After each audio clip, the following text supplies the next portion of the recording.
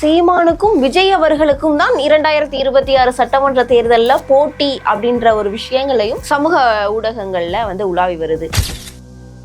அதாவது சீமான் அவர்களை பொறுத்தவரைக்கு அவர் கொண்ட கொள்கையில் உறுதியாக இருக்கக்கூடிய ஒரு தலைவராக, தமிழக மக்களால் ஏற்றுக்கொள்ளப்பட்ட தலைவராக, அங்கீகரிக்கப்பட்ட ஒரு அரசியல் கட்சியின் தலைவராக, மக்கள் முழுதாக அங்கீகாரம் கொடுத்த தலைவராக அவர் செயல்பட்டு வர்றார்.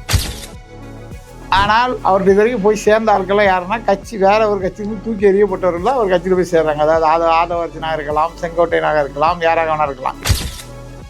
இல்லை கமலஹாசன் மாதிரி வாக்கு வாங்கி விரக்தியில் போய் திமுகவே சரணடைவாரா அப்படிங்கிறத நம்ம பொறுத்து தான் பார்க்க முடியும்.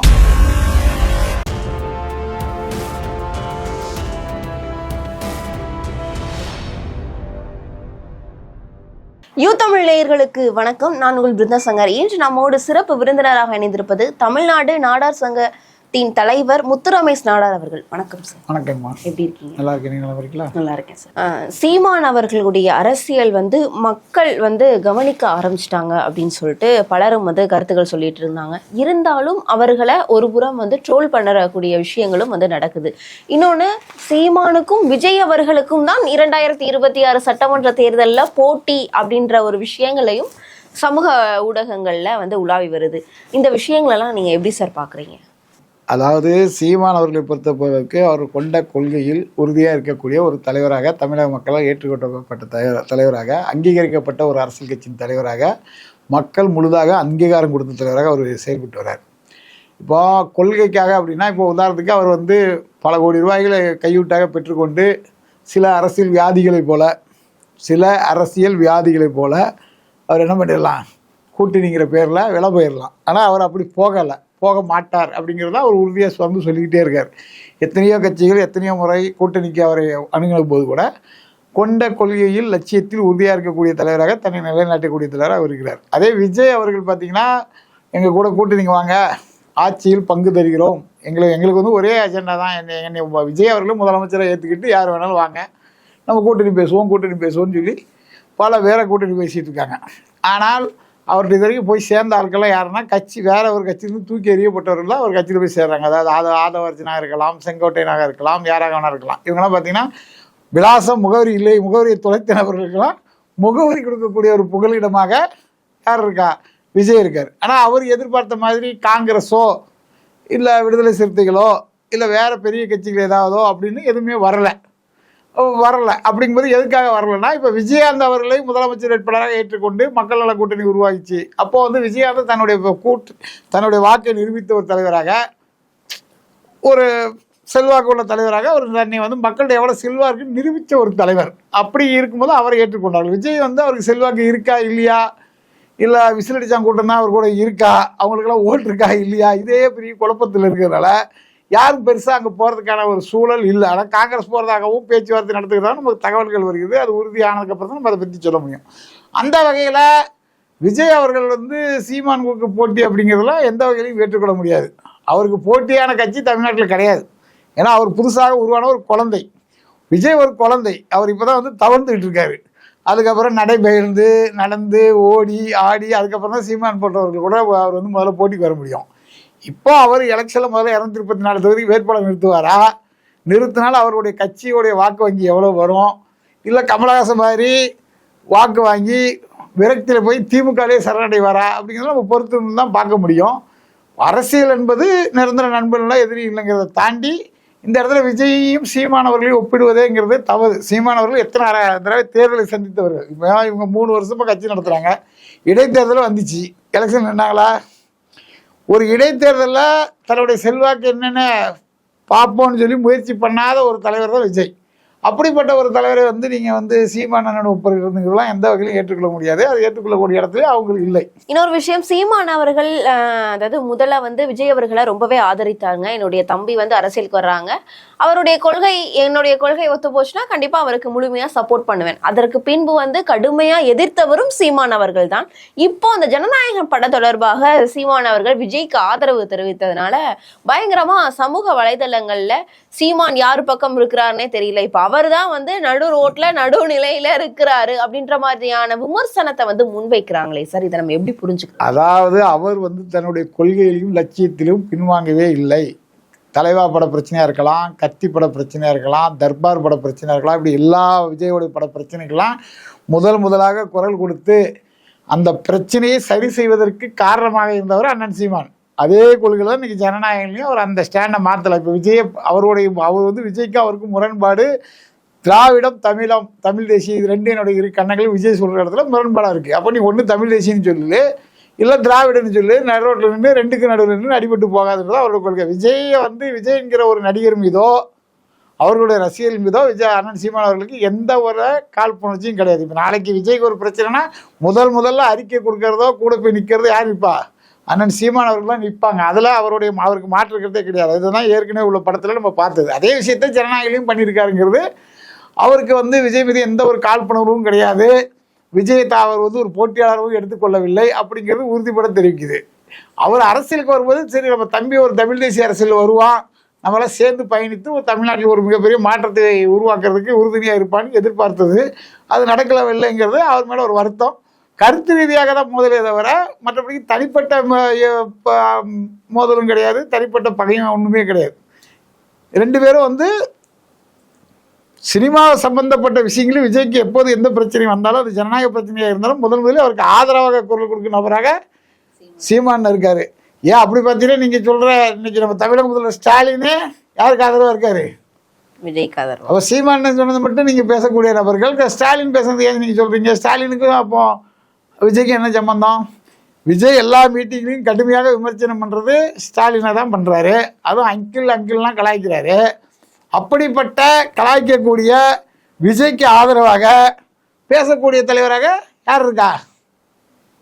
ஐயா ஸ்டாலின் இருக்காரு. அப்படிங்கும்போது நீங்கள் வந்து சீமானை பேசுறது மட்டும் அப்படி இல்லை. அதாவது அவர் அந்த படத்தில் என்ன பிரச்சனைன்றது தெரியாது. அந்த படத்தில் வந்து ஹிந்து மதத்துக்கு எதிராக பல காட்சிகள் இருக்கிறது.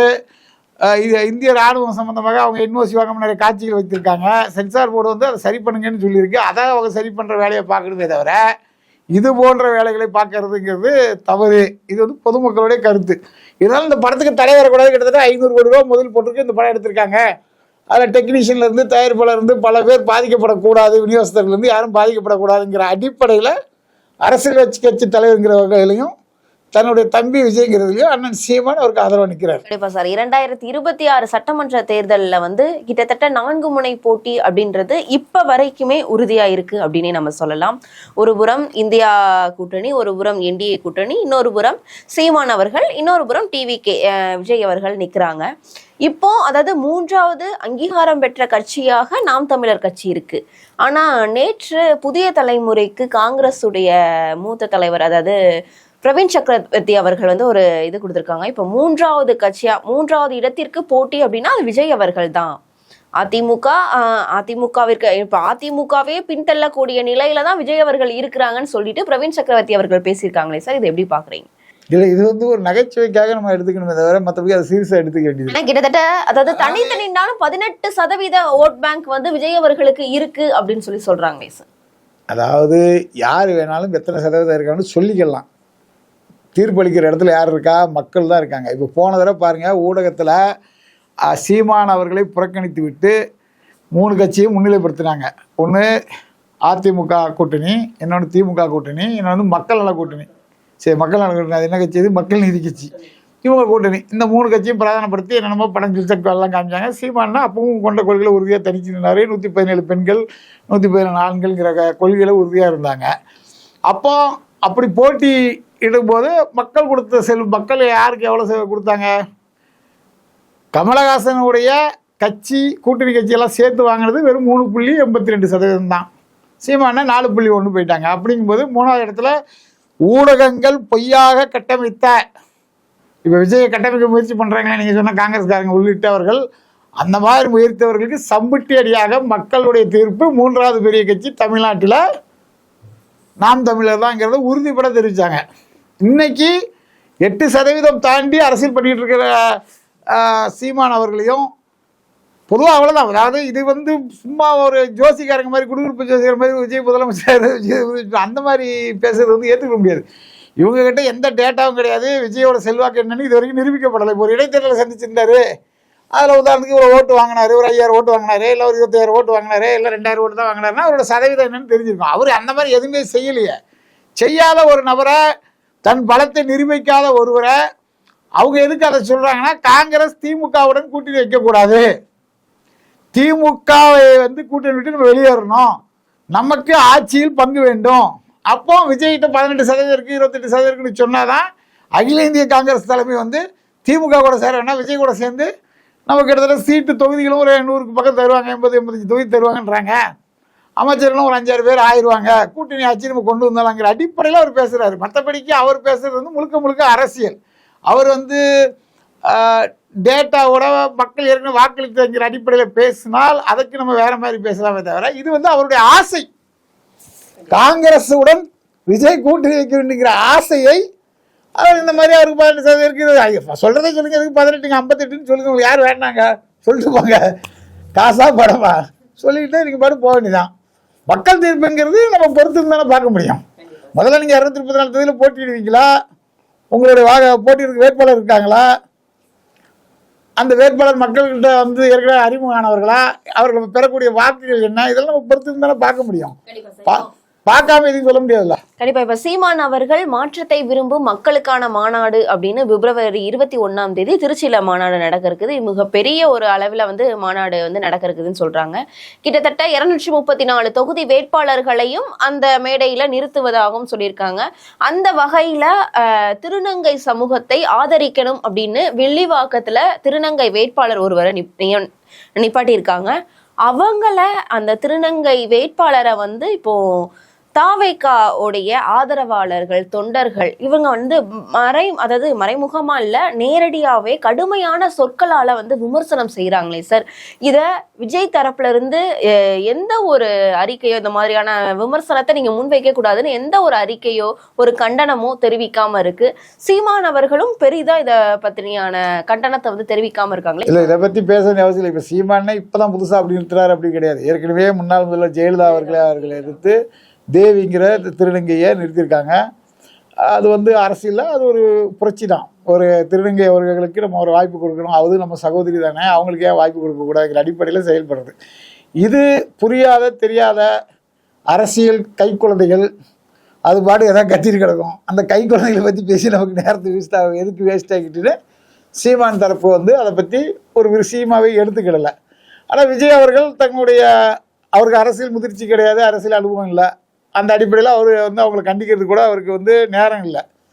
நியாயப்படிக்கு நிர்வாகிகளை கூப்பிட்டு இந்த மாதிரி தவறுகள் நீங்கள் செய்கிறது தவறு, தனி மனித விமர்சனமோ இந்த மாதிரி ஒரு திருநங்கையை பற்றி தவறாக பேசுறத தப்புங்கிறது அவங்க அறிவுறுத்தணும். இல்லை அவங்க கட்சி நிர்வாகிகளாச்சும் அறிவுறுத்தணும். அவங்களுக்கு வந்து அவங்களுக்கு சினிமா போட்டுக்கிட்டு பாட்டுக்கு டான்ஸ் ஆடுறதுக்கே டைம் வரல.